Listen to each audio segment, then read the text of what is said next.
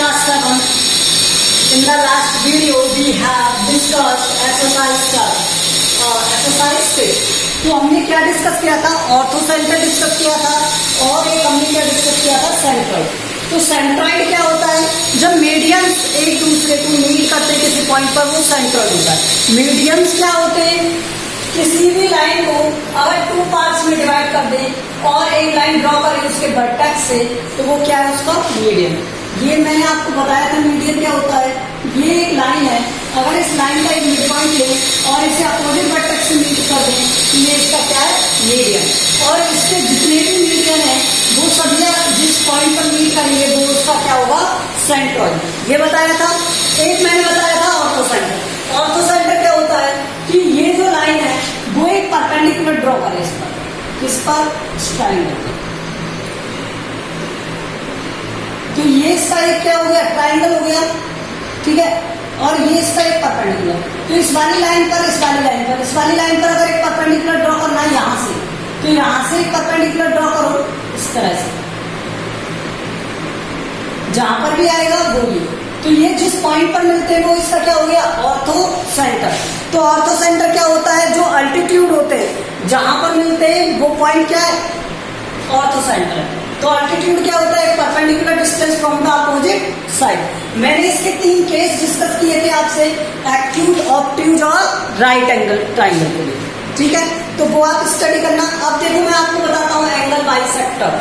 ठीक है. तो पहले एंगल बाइसेक्टर होता क्या है? एंगल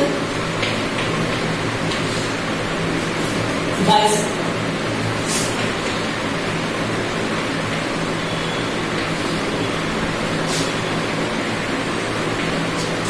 किसी भी ट्रायंगल के एक एंगल का अगर बाइसेक्टर, एक ऐसी line, A line segment which bisect A angle, किसी भी ट्रायंगल के एक एंगल को अगर कोई लाइन सेगमेंट बाइसेक्ट कर दे तो वो उसका क्या होगा? Angle bisector. ये हर किसी ट्रायंगल में एंगल ही बनेगा.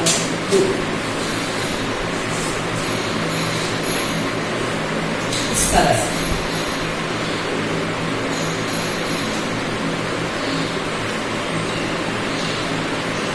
अब देखो ये वाला एंगल और ये वाला एंगल इक्वल है. अगर ये एक्स है तो ये भी एक्स है, अगर ये वाई है तो ये भी वाई है. ठीक है. तो ये एंगल क्या है? इक्वल एंगल है. ठीक है. अब देखो एंगल बाइसेक्टर क्या होता है? A line segment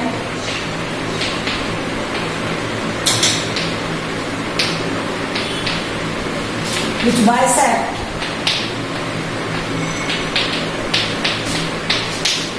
angle of triangle. Angle of a triangle.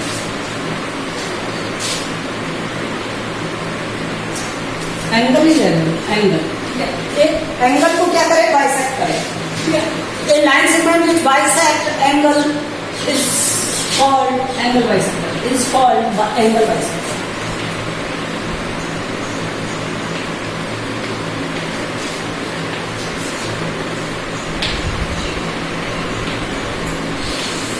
अब बात करते हैं इंसेंटर की. इसकी इंसेंटर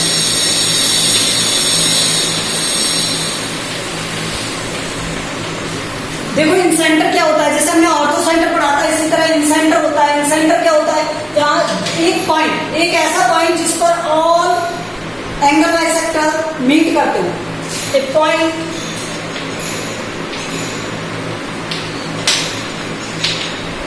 ऑफ ए ट्रायंगल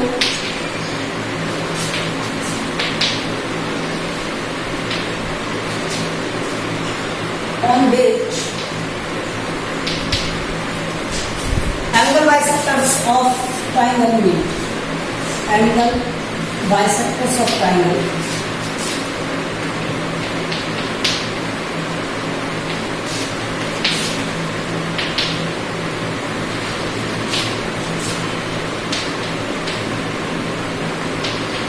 तो एक ऐसा पॉइंट जहां पे ये मीट करते हैं, ज्वाइन करते हैं. ठीक है. वो क्या होता है? एंगल बाइसेक्टर्स का इंसेंटर होता है. उस ट्रायंगल का क्या होता है? इंसेंटर.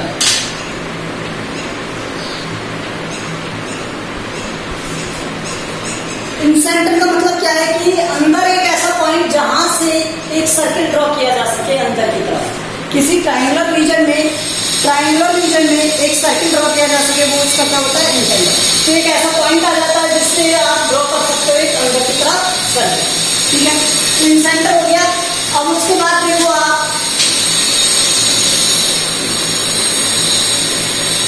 Perpendicular bisector.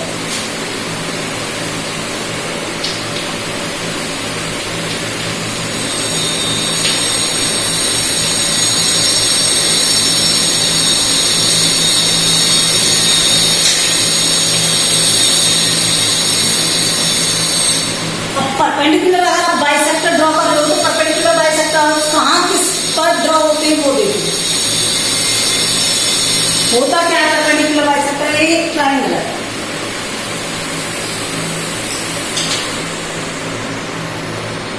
ठीक है। तो इस ट्राइंगल में इस साइड का मिड पॉइंट और यहां पर क्या ड्रॉ किया जाए, परपेंडिकुलर।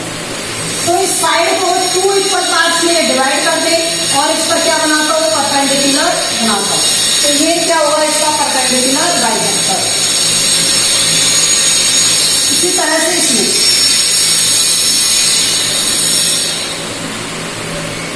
ठीक है, इसको अगर मैं डी, इसको ई और इसको क्या दिखा है,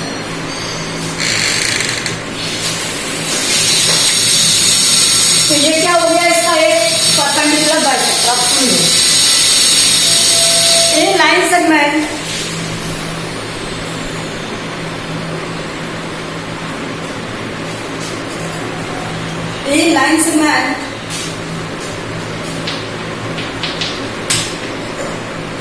या अल्टीट्यूड कह सकते हो, ठीक है। A line segment which is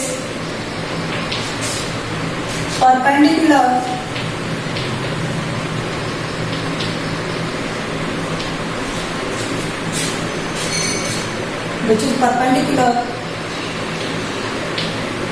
on a side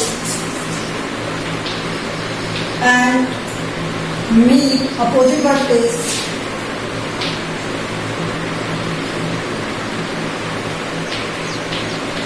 vertex and this side, जिस साइड पर वो क्या है, परपेंडिकुलर है, this side divides into 2 parts, divides into equal parts.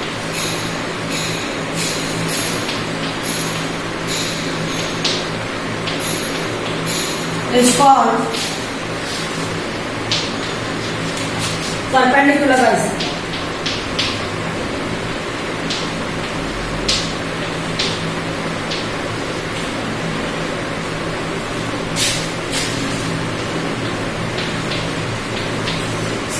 ठीक है, तो परपेंडिकुलर बाइसेक्टर क्या होता है कि एक परपेंडिकुलर बी ड्रॉन हो, मतलब एक अल्टीट्यूड भी बने और साइड को 2 इक्वल पार्ट्स में डिवाइड करे, ठीक है। साइड को 2 इक्वल पार्ट्स में डिवाइड करे और एक परपेंडिकुलर बी ड्रॉन हो, तो फिर वो उसका क्या होता है, परपेंडिकुलर बाइसेक्टर होता है। तो ये इसका क्या हो गया, परपेंडिकुलर बाइसेक्टर हो गया।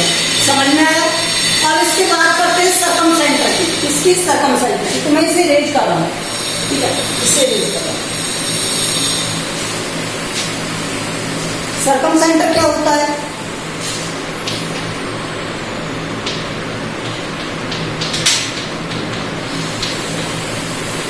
एक ऐसा पॉइंट जहां पर ऑल परपेंडिकुलर बाइसेक्टर मीट करते हो, वो सर्कमसेंटर होता है। एक पॉइंट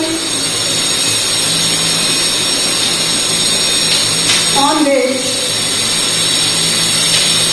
ऑल परपेंडिकुलर बाइसेक्टर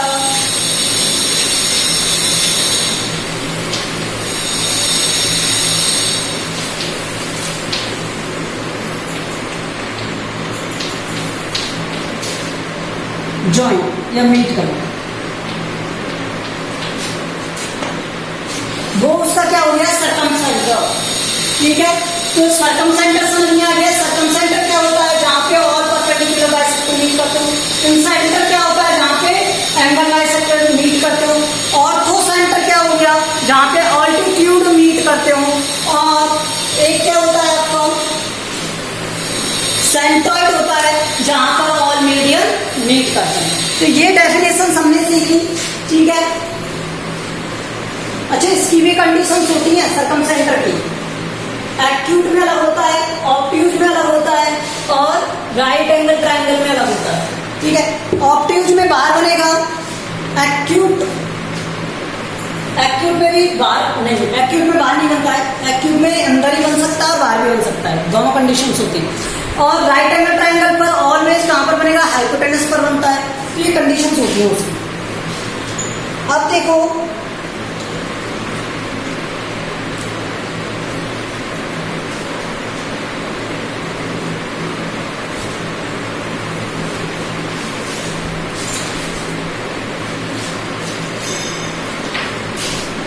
एक पॉइंट है, एक ट्रायंगल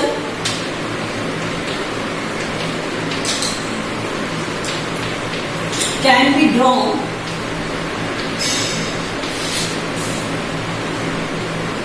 कब बनेगा, अकॉर्डिंग टू साइड बता रहे हैं। अगर ए प्लस बी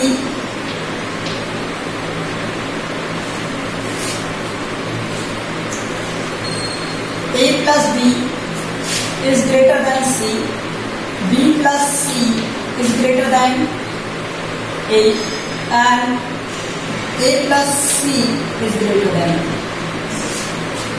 देखो ये एक ट्रायंगल है, इसे A, इसे B और इसे C कह दे, तो दो साइड का सम, इस वाली साइड और इस वाली साइड का सम थर्ड वाली साइड से ग्रेटर होना चाहिए। इन दोनों साइड का सम इस वाली साइड से ग्रेटर होना चाहिए और इन दोनों साइड का सम इस वाली साइड से ग्रेटर होना चाहिए। तो ये क्या है, सम वाली प्रॉपर्टी है, ठीक है। इसी तरह डिफरेंस वाली प्रॉपर्टी भी होती है। वो क्या होती है, डिफरेंस प्रॉपर्टी क्या है इसकी, डिफरेंस प्रॉपर्टी दिखा देता हूँ आपको।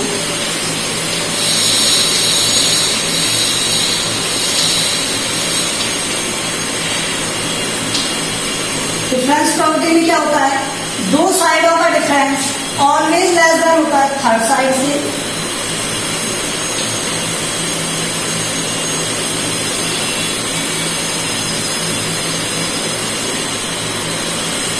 दो साइडों का डिफरेंस ऑलवेज लेस देन होता है थर्ड साइड से। तो ये पॉजिटिव वाली थी, मतलब प्लस वाली प्रॉपर्टी थी, और ये माइनस वाली प्रॉपर्टी। अब इनके एग्जांपल देखो, एग्जांपल बताओ। मान लो एक आपको ट्रायंगल दिया हुआ है, ठीक है, और उस ट्रायंगल की साइड दी हुई है, साइड्स ऑफ ट्रायंगल।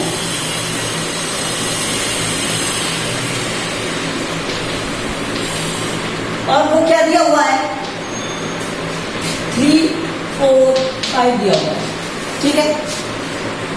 तो देखो क्या कहता है, दो साइड का सम थर्ड साइड से ग्रेटर होना चाहिए। तो इन दोनों का सम इससे ग्रेटर होगा, 3 + 4 क्या आएगा, 7। ये 5 से ग्रेटर है, ठीक है। इसी तरह से 4 + 5 ये ग्रेटर होना चाहिए किससे, थर्ड साइड से। थर्ड क्या रहेगा, 3। इसी तरह से क्या आएगा, 3, 4, 5 हो गया, 5 और 3 इन दोनों का सम 4 से ग्रेटर होगा। अगर ये है तो ये ट्रायंगल बनेगा। So it will be A triangle.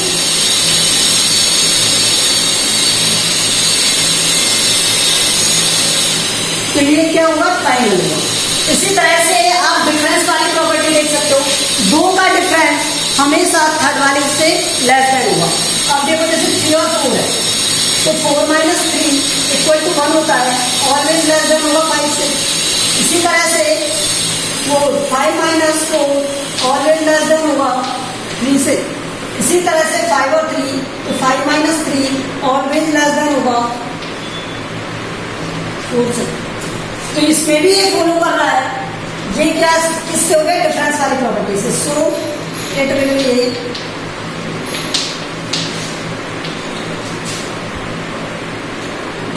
Triangle, है ना। तो ये क्या होगा, ट्रायंगल होगा। तो ट्रायंगल की हमने ये क्या प्रॉपर्टी पढ़ी है, प्लस वाली, जिसमें हम दो साइड को ऐड करेंगे थर्ड वाली साइड से लेकर करेंगे, दो साइड को ऐड करेंगे थर्ड वाली साइड से, दो साइड को ऐड करेंगे थर्ड वाली साइड से। 3, 4, 5 में हमने 3, 4 को ऐड किया तो 5 से ग्रेटर देखा, 4, 5 को ऐड किया तो 3 से ग्रेटर देखा, 3 5 को ऐड किया 4 से ग्रेटर। अगर एक भी अनफॉलो होगा कि इस तरह से कंडीशन नहीं मिलेगी कि वो उससे ग्रेटर नहीं मिलता है, तो फिर क्या हो जाएगा, ये ट्रायंगल नहीं बनेगा। ठीक है, इसी तरह से हम डिफरेंस वाली प्रॉपर्टी देखते हैं। दो साइड का डिफरेंस थर्ड वाले से क्या होना चाहिए, लेस होना चाहिए। तो यहाँ पे 4 - 3 1 5 से लेस देन हो गया, 5 - 4 1 3 से लेस देन हो गया, 5 - 3 2 4 से लेस देन। तो ये समझ में आया आपको, ये दो प्रॉपर्टीज। ठीक है, इनका यूज है, ये ध्यान रखना।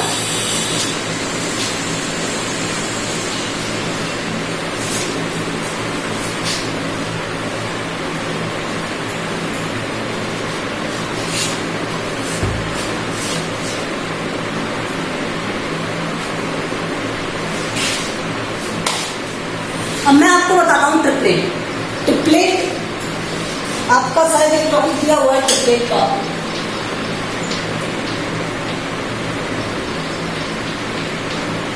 तो जब ट्रिपलेट के पेयर सेलेक्ट करते हैं तो ट्रिपलेट के पेयर होते हैं 2m m² - 1 और m² + 1।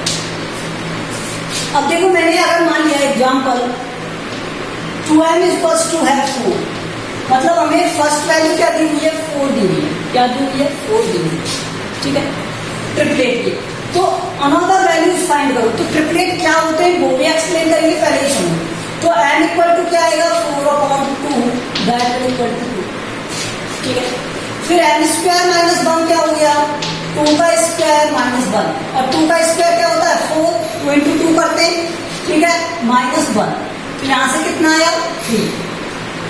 अब इसी तरह m² + 1, तो यहां से क्या हो गया, 2 का स्क्वायर + 1, 2 का स्क्वायर क्या होता है, 4 + 1 5।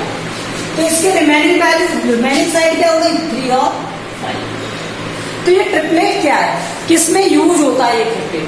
ठीक है, तो ये ट्रिपलेट यूज होता है किसमें, राइट एंगल ट्राइंगल में। किसमें यूज होता है, राइट एंगल ट्राइंगल में। जो ग्रेटेस्ट वैल्यू होती है वो ऑलवेज क्या होगी, हाइपोटेनस। क्या होगी, हाइपोटेनस। और रिमेनिंग 2 साइड्स क्या होंगी, इसकी रिमेनिंग 2 साइड्स होंगी, एक तो ऑल्टीट्यूड मतलब इसका परपेंडिकुलर और एक होगा बेस।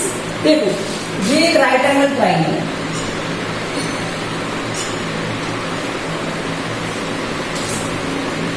ठीक है, तो इसका एक होता है बेस,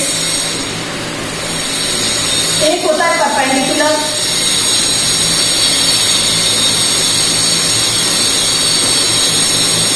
और एक होता है हाइपोटेनस।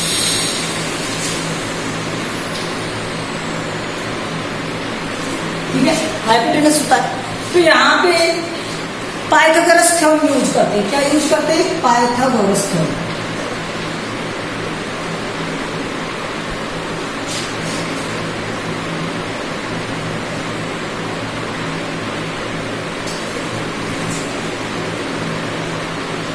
तो पाइथागोरस थ्योरम क्या होती है, पाइथागोरस थ्योरम में क्या होता है, हाइपोटेनस का स्क्वायर, बेस का स्क्वायर प्लस परपेंडिकुलर का स्क्वायर। मैंने कहा था आपको इसमें एक बेस होता है और एक परपेंडिकुलर होता है। अगर डिफाइन किया है तो बहुत अच्छा है, नहीं किया तो कोई बात नहीं। अब मान लो बेस आपको 3 है और परपेंडिकुलर अगर आपको 4 है, तो 3 का स्क्वायर प्लस 4 का स्क्वायर। अगर इसे आप सॉल्व करोगे तो 3 का स्क्वायर क्या होता है, 9, और 4 का स्क्वायर मीन्स 4 4 जा 60, तो कितना आया, 25। ये क्या था, हाइपोटेनस का स्क्वायर था। तो h क्या हो गया, यहां से हाइपोटेनस क्या हो गया, √25 दैट इज इक्वल टू 5। तो हाइपोटेनस ऑलवेज ग्रेटर साइड होती है, ये मैंने कहा था और ये आपको प्रूव कर दिया कि हाइपोटेनस किस तरह से एक ग्रेटर साइड होती है। अब मैं वापस से ट्रिपलेट पर आता हूँ, ट्रिपलेट बताता हूँ आपको कि ट्रिपलेट कैसे फाइंड आउट करते हैं। देखो, तो यहाँ से ट्रिपलेट्स के बारे में और बातें करते हैं, ट्रिपलेट्स और बातें। ये समझाने के लिए बताया था कि ट्रिपलेट कहाँ पर यूज आते हैं और किस तरह यूज आते हैं। अब देखो, आप जैसे मान लो आपको दे दिया 37 दे दिया कि इनमें से एक साइड 37 है और वो साइड क्या है, मैं आपको बता देता हूँ, m² + 1। तो आप मुझे बताओ रिमेनिंग ट्रिपलेट, मतलब remaining values of the triplet. से सॉल्व करेंगे एम स्क्वायर इक्वल टू क्या हो जाएगा 37 माइनस 1। तो एम स्क्वायर इक्वल टू 36, तो एम की वैल्यू क्या हो गई रूट ऑफ 36। तो यहां से एम क्या हो गया 36 का अंडर रूट क्या होता है 6 होता है। ठीक है, कैपिटल करके फाइंड कर लेना आ जाएगा प्राइम फैक्टर से। तो एम की वैल्यू अगर 6 है तो यहां से 2m क्या हो जाएगा 6 × 2 12। तो एक वैल्यू तो हो गई 37, एक वैल्यू हो गई 12 और दूसरी वैल्यू क्या हो जाएगी एम स्क्वायर माइनस 1। एम की वैल्यू क्या थी 6 का स्क्वायर माइनस 1। तो यहां से ये कितना हो गया 36 माइनस 1 35। तो एक वैल्यू हो गई 35। तो ये क्या हो गया ट्रिपलेट, ये क्या हो गया ट्रिपलेट। तो ये ट्रिपलेट की वैल्यू है जो किसमें फिट हो रही होंगी आपके राइट एंगल ट्राइंगल में। किसमें राइट एंगल ट्राइंगल में। तो राइट एंगल ट्राइंगल बनाते हैं, देखते हैं हो रही है या नहीं हो रही, चेक करते हैं। तो ये राइट एंगल ट्राइंगल है, ठीक है। यहां से ये 12 और ये 35, ठीक है, ये दिया हुआ है। तो देखो मैंने आपको बताया था इसे हाइपोटेनस कहते हैं, इसे बेस और इसे परपेंडिकुलर।